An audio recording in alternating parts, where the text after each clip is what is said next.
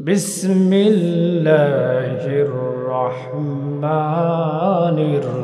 الرحيم وعباد الرحمن الذين يمشون على الأرض هونا وإذا خاطبهم الجاهلون قالوا سلاما والذين يبيتون لربهم سجدا وقياما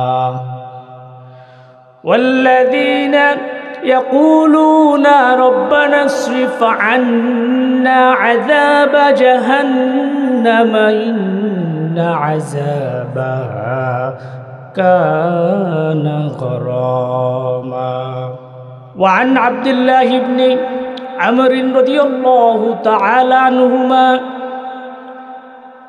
قال أن النبي صلى الله عليه وسلم المسلم من سلم المسلمون من لسانه ويده والمهاجر من هجر ما نهى الله عنه أو كما قال عليه الصلاة والسلام بارك الله لنا ولكم في القرآن العظيم ونفعنا وإياكم بما فيه من الآيات والذكر الحكيم درود شريف اللهم صل على محمد وعلى آل محمد كما صليت على إبراهيم وعلى آل إبراهيم إنك حميد مجيد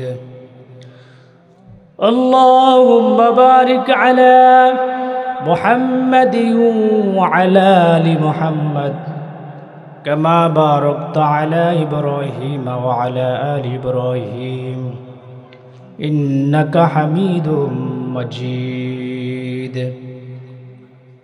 صدق الله المولانا العظيم الحمد لله সমস্ত প্রশংসা আল্লাহ তাআলার জন্য যে আল্লাহ তাআলা পায়ের খোলা এলাকাবাসীর উদ্যোগে একদিন ব্যাপী তাফসিরুল কোরআন মাহফিলের আমাদেরকে একত্রিত হয়ে মাহফিলের প্যান্ডেলে বসার এবং আসার তৌফিক দান করেছে। এজন্য আমরা দিল খুলে সে রব্বি কারীমের প্রতি শুকরিয়া আদায় করি আলহামদুলিল্লাহ। আল্লাহ বলে যারা আমার নিয়ামত পেয়ে নিয়ামতের শুকরিয়া আদায় করে আমি আল্লাহ তাদের নিয়ামতকে বৃদ্ধি করে দিই। ওলা ইন কাফারতুম পক্ষান্তরে যারা না শুকরিয়া আদায় করে কুফরি করে ইন্না আযাবি লাশাদীদ আমি আল্লাহ তাদের এই নিয়ামতকে চিনিয়ে নিই। ইন্না আযাবি লাশাদীদ তাদের জেনে রাখা উচিত যে নিশ্চয় আল্লাহ তাআলার আযাব অত্যন্ত কঠোর। যারা আল্লাহর হাজারো নিয়ামত খেয়ে নিয়ামতের শুকরিয়া আদায় করে না আল্লাহ বলে আল্লাহর আযাব অত্যন্ত কঠোর। এই হুঁশিয়ারি আল্লাহ তাআলা অকৃতজ্ঞ বান্দাদেরকে আল্লাহ তাআলা দিয়েছেন। কাজেই আমরা যেহেতু আল্লাহ তাআলার বান্দা আল্লাহ তাআলার হাজারো নিয়ামত আমরা ভক্ষণ করি, এই নিয়ামতের শুকরিয়া গুজার আমাদের করতে হবে। সেটা হবে আল্লাহ তাআলার ইবাদতের মাধ্যমে, দ্বীনি কাজের মাধ্যমে, ভালো কাজের মাধ্যমে। যাই হোক, এই মাহফিলগুলো অত্যন্ত ফজিলত এবং বরকতের স্থান। দ্বীনি পরিবেশগুলো, দ্বীনি মাহফিলগুলো অনেক ফজিলতের স্থান, ফজিলতের জায়গা। যারা আমরা এদিক সেদিক ঘোরাফেরা করতেছি কোনো রকম কাজকর্ম ছাড়াই, এরা এই মাহফিলগুলোর ফজিলত সম্পর্কে অত বেশি জ্ঞাত নন। তা জানেন না যে এই দ্বীনি মাজলিসগুলোর, এই দ্বীনি পরিবেশগুলোর কি পরিমাণ ফজিলত রয়েছে। হাদিস শরীফের ভিতরে রয়েছেন নবীজির একজন বিখ্যাত সাহাবী হযরত আবু দারদা রাদিয়াল্লাহু তাআলা আনহু, তিনি বলেন ইন্নাল মালাইকাতা লা তাদাউ আজনিহাতা রিদান লিতালিবিল ইলমি নিশ্চয় তালিবুল ইলম যখন কোনো তালিবুল ইলম রাস্তা দিয়ে হাঁটে বা কোনো দ্বীনি মাহফিলে যায় আল্লাহ সুবহানাহু ওয়া তাআলা তাদের পায়ের নিচে নূরের ডানাগুলো বিছিয়ে দেয়। তলেব কারা? তলেব এটা কর্তাবাচক শব্দ, ইসমে ফাইলের মানে কর্তা, মানে যে অনুসন্ধান করে। তাহলে নবী বলেন ইন্নাল মালাইকাতা লা তাদাউ আজনিহাতা রিদান লিতালিবিল ইলমি নিশ্চয় যারা এলেম অন্বেষণ করে এমন ব্যক্তিরা রাস্তা দিয়ে হাঁটলে কিংবা কোনো দিনই পরিবেশে জমায়েত হওয়ার জন্য বাসা থেকে আগমন করলে নবী বলে তাদের পায়ের নিচে ফেরেশতারা তাদের নূরের ডানাগুলো বিছিয়ে দেয়।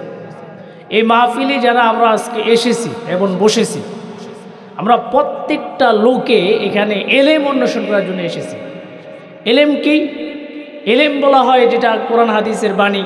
এলেম মানে হলো শিক্ষা। আমরা প্রত্যেকটা লোকে কিন্তু এই মাহফিলে কোরআন হাদিসের আলোচনা শ্রবণ করার জন্য এসেছি। কি বলেন, ঠিক না বেঠিক? তাহলে কোরআন হাদিসের এলেম যারা শিখে বা যে কোনো জ্ঞান যারা শিখে এটাকে বলা হয় এলেম। এলেম শিখার জন্য যারা ঘর থেকে বের হয়, প্রতিমধ্যে যে রাস্তা রয়েছে, পথ রয়েছে, নবী বলেন ইন্নাল মালাইকাতা লা তাদউ আজনিহাতা রিদান লিতালিবিল ইলমি। এই তালিবুল ইলম যারা রয়েছে, এই লোক যারা রয়েছে, তাদের পায়ের নিচে ফেরেশতারা নূরের ডানা বিছিয়ে দেন। আওয়াজ করে বলুন সুবহানাল্লাহ। তাহলে যারা এই মাহফিলের ফজিলত সম্পর্কে জানে না তারা কি এসে বসবে, নাকি যারা জানবে তারা এই সমস্ত মাহফিলে এসে বসে থাকবে?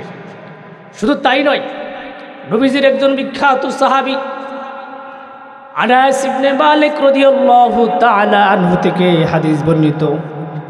তিনি বলেন, নবীজি বলেছেন, মান খরাজা ফি তালিবিল ইলমি ফাহুয়া ফি সাবিলিল্লাহ হাত্তা ইয়ারজিয়া।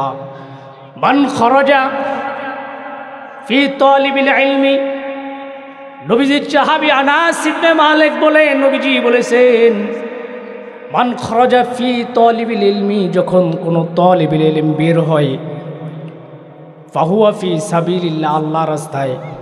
আজকে আমরা যারা মাহফিলে এসেছি, কোরআন হাদিসের আলোচনা শ্রবণ করার জন্য এসেছি, এটা কার রাস্তা? আওয়াজ করে বলুন। এটা আল্লাহর রাস্তা। বলুন, কার রাস্তা? তাহলে নবীজির সাহাবী আনাস ইবনে মালিক বলেন, কি বলেন? কোনো বান্দা যখন আল্লাহর রাস্তায় বের হয়, আল্লাহর রাস্তায় দ্বীনি মজলিসে এসে, মসজিদ আল্লাহর রাস্তা, মাহফিল আল্লাহর রাস্তা। কেমন আল্লাহর রাস্তা? জিহাদ ও আল্লাহর রাস্তা। মাহফিলে আসে আপনি কোরআন হাদিসের আলোচনা শ্রবণ করবেন, এটা আল্লাহ তাআলার কালাম শোনার জন্য এসেছেন, দিন ইসলাম জানার জন্য এসেছেন। এই সমগ্রগুলো আল্লাহর রাস্তা, এই সব কিছু আল্লাহর রাস্তা বলা হয়। নবীজির সাহাবী বলেন, আনাস ইবনে মালিক বলেন, নবীজি বলেছেন, মান খরাজা ফি তালিবিল ইলমি ফাহুয়া ফি সাবিলিল্লাহি হাত্তা ইয়ারজিয়া। যখন কোনো আল্লাহর কোনো বান্দা আল্লাহর রাস্তায় বের হয়, কোনো তালিবুল ইলম অন্বেষণ করার জন্য ঘর থেকে আল্লাহর রাস্তায় বের হয়, হাত্তা ইয়ারজিয়া, আবার যতক্ষণ পর্যন্ত না সে নিজের গন্তব্যে পৌঁছে না যায়, ততক্ষণ পর্যন্ত যেন সে আল্লাহর রাস্তায় রয়ে গেল। এই কথা নবীজি সাল্লাল্লাহু আলাইহি সাল্লাম বলেছে। আমি আপনাদেরকে প্রশ্ন করি, আল্লাহর নবী বলেছে, ঘর থেকে যখন আল্লাহর রাস্তায় দিন অন্বেষণ করার জন্য কোরআন হাদিসের মাহফিলে আসে, কোরআন হাদিসের একটি আয়াত শেখার জন্য, একটি হরফ শেখার জন্য, একটি হাদিস শেখার জন্য যখন ঘর থেকে নিয়ত করে বের হয়, এটা আল্লাহর রাস্তা। নবীজি বলেন, যখন আল্লাহর রাস্তায় বের হয়, যতক্ষণ পর্যন্ত না আবার পুনরায় তাদের বাড়িতে ফিরে যায়, নবী বলেন তারা যেন আল্লাহর রাস্তায় রয়ে গেল। এখন আপনারা মাহফিলে আসার পরে যদি রাস্তাঘাটও বের হন, এটাও আল্লাহর রাস্তা। আপনার নিজস্ব কাজে যদি ইস্তেঞ্জাও যান, প্রসাব পায়খানা করতে যদি যান, পেশাব পায়খানাও যদি করতে বাহিরে যান, এটাও আল্লাহর রাস্তা। যতক্ষণ পর্যন্ত না আপনি এই মাহফিল থেকে একেবারে পৃথক হয়ে নিজের গন্তব্যে না যান, ততক্ষণ পর্যন্ত আপনি এই রাস্তায় রয়ে গেলেন। এবার আসুন, কোনো মানুষ যদি আল্লাহর রাস্তায় থেকে যায়, দিনই মাহফিলে দিনই কাজের জন্য আল্লাহর রাস্তায় বের হয়, এই রাস্তায় বের হওয়ার পরে যদি কোনো মানুষ ইন্তেকাল করে আল্লাহর রাহে সারা দিয়ে যদি চলে যায়, সেই ব্যক্তি শহীদি মর্তবা বরণ করবে। এবং আল্লাহর রাস্তায় যতক্ষণ পর্যন্ত এই বান্দার মুমিনরা থেকে যায়, তাদের আমল নামায় নেকি ঢুকতেই থাকে।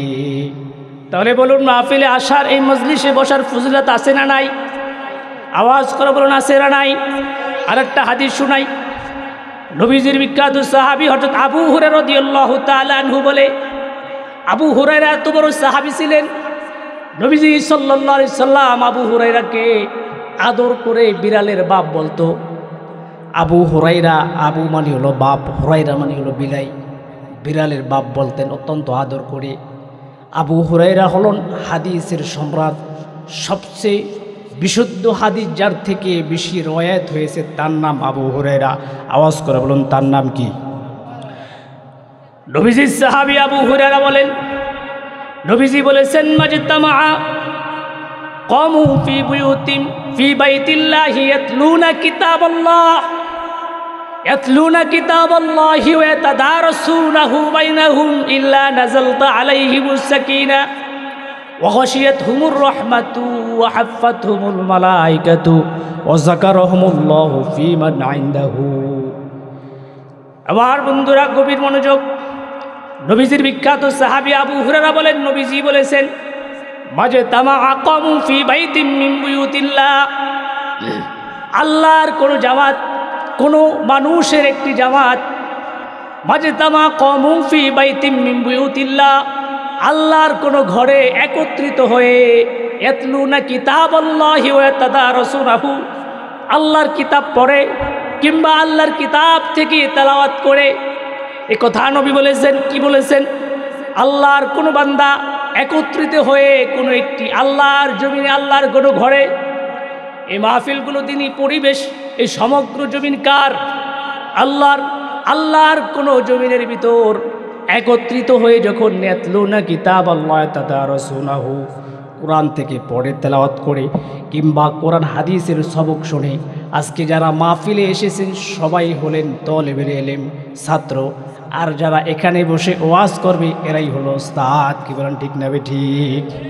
এ কথা নবী বলেছেন ইয়াতলুনা কিতাবাল্লাহি ওয়া ইয়াতাদারাসুনাহু, আল্লাহর কোন বান্দারা যখন একত্রিত হয়ে আল্লাহর জমিনের কোনো ঘরে একত্রিত হয়ে কোরআন তেলাওয়াত করে কিংবা কোরআন তেলাওয়াতের দরস শোনে, কোরআনের তরজমা শোনে, তাফসীর শোনে, ইল্লা নাযালতা, এটা যারা শোনে নবীজি বলেছেন ইল্লা নাযালতা আলাইহিমুস সাকিনা, তাদের উপর সাকিনা অবতীর্ণ হতে থাকে। ওয়া গাশিয়াতহুমুর রাহমা, শুধু সাকিনা না, তাদের উপর রহমত বর্ষিত হতে থাকে। ওয়া হাফফাতহুমুল মালায়েকা, যারা একত্রিত হয়ে কোনো মাহফিলে কোরআন হাদিসের আলোচনা শ্রবণ করতে থাকে।